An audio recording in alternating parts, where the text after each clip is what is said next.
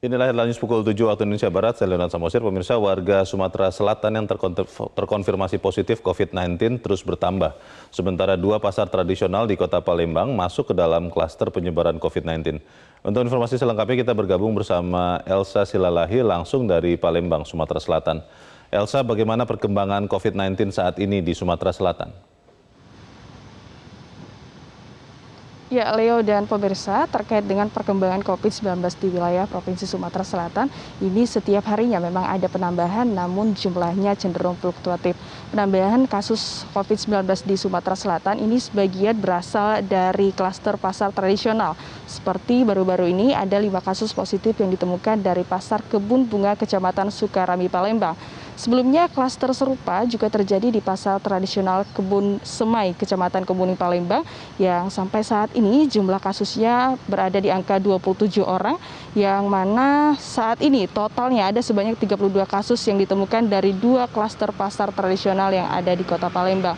Pasar ini memang menjadi tempat yang rawan akan penyebaran COVID-19 karena masih minimnya pengawasan dan masih sulitnya protokol kesehatan untuk diterapkan. Secara keseluruhan, data kasus COVID-19 di Sumatera Selatan per tanggal 25 Juni 2020, ini ada penambahan konfirmasi positif sebanyak 24 orang, yang mana ini tersebar di beberapa daerah di Sumatera Selatan seperti 14 orang di Palembang, 2 di Prabu Mulih, 5 di Banyuasin, 2 Muara Enim, dan 1 di Ogan Ilir. Secara kumulatif, total kasus positif di Sumatera Selatan saat ini berjumlah 1.893 orang.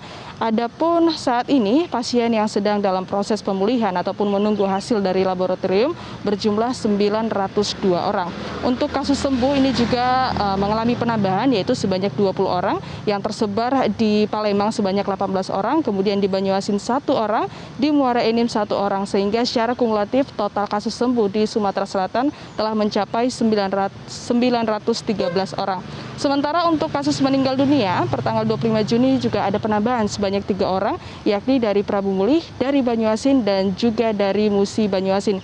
Secara persentase, angka kematian di Provinsi Sumatera Selatan ini berada di angka 4,1% atau lebih rendah dibandingkan dengan angka kematian nasional yang saat ini berada di angka 5,2%. Dan terkait dengan perkembangan COVID-19 di Sumatera Selatan, berikut pernyataan selengkapnya dari Yusri, Jubir Tim Gugus Tugas Percepatan Penanganan COVID-19 Sumatera Selatan.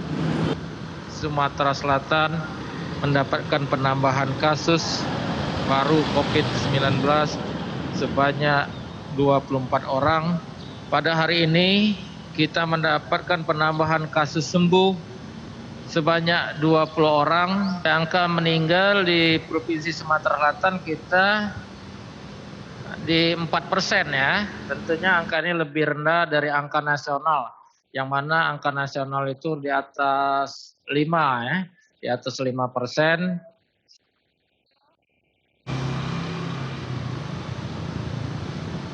Ya Elsa, apa kemudian upaya yang dilakukan lebih lanjut untuk menekan penyebaran COVID-19 di Sumatera Selatan?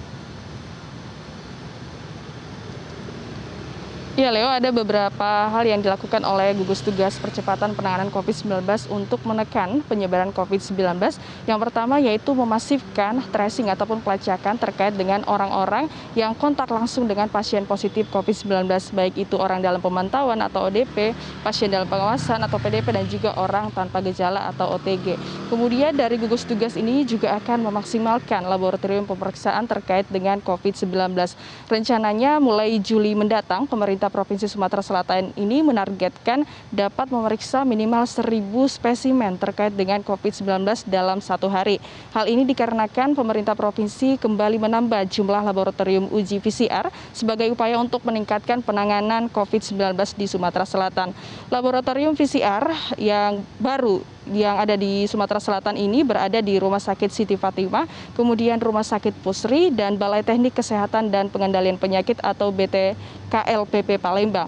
Selain laboratorium PCR, ini juga ada penambahan 3 rumah sakit untuk tes cepat molekuler, yakni di Rumah Sakit Bayung Lencir, kemudian Rumah Sakit Gumawang, dan Rumah Sakit Kayu Agung. Satuan Gugus Tugas Percepatan Penanganan COVID-19 Sumatera Selatan saat ini juga sedang mengusulkan kepada pemerintah pusat agar Provinsi Sumatera Selatan ini mendapatkan bantuan mobil laboratorium PCR, dan dengan adanya mobil PCR tersebut nantinya ini akan mempermudah tim medis untuk melakukan tes swab secara mobile kepada masyarakat. Demikian Leo, kembali ke Anda di studio. Elsa Silalahi melaporkan langsung dari Palembang, Sumatera Selatan.